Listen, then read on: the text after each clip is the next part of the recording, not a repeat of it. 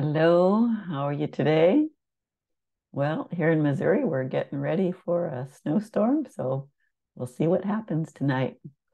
So, in the meantime, Grandma thought I would tell you another story to kind of go along with our Come Follow Me this year. This is the calling of the fishermen, where Jesus is out on the Sea of Galilee and he calls some fishermen to come be his disciples.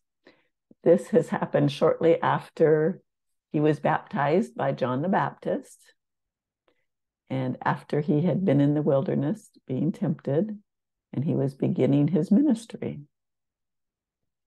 While Jesus was by the Sea of Galilee, many people crowded around to hear him teach. Jesus saw two ships by the shore, where the fishermen were washing their nets. He stepped onto Simon Peter's ship, asking the fishermen to move away from the shore. Then he sat down and taught the people from the ship. So he figured that if he was on the boat a little bit away from the shore, it would be easier for him to speak to all the people that were crowding around on the shore. Have you ever noticed how well sound travels over the water? I think it would be easier for the people to hear him when he was on the boat out in the water. When Jesus finished speaking, he told Peter to take the boat out where the water was deep and let down the nets for a large catch of fish.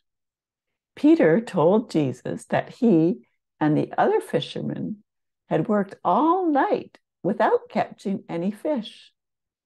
Nevertheless, Peter said, "At thy word, I will let down the net."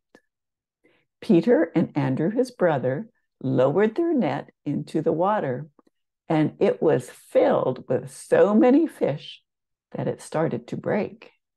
They called their partners, James and John, who were in another ship, to come and help them. And they filled both ships with so many fish that the ships began to sink. When Simon Peter saw all the fish, he fell down at Jesus' knees and said, "Depart from me, for I am a sinful man, O Lord." Peter and the others were amazed at the great number of fish they caught. They recognized that Jesus was special.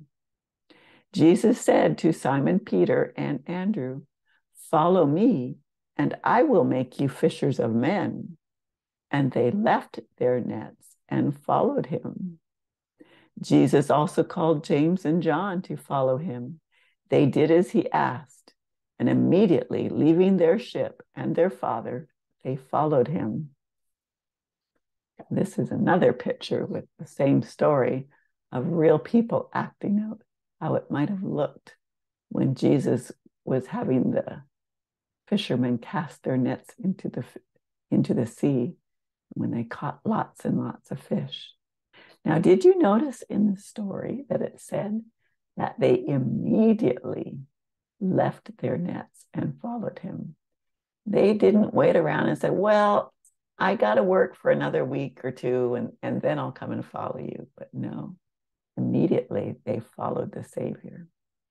And I hope, excuse me, that we can learn a lesson from them also and not procrastinate doing the things that the Savior would like us to do, because it's important that we follow him in all that we do and that we don't put it off, because we never know what will happen tomorrow. Today is the day to do it. So remember, Grandma loves you, and I hope you stay safe. I don't think the storm is going to be hitting most of you, but it seems like it's the season for storms right now. Remember, Grandma loves you. Bye.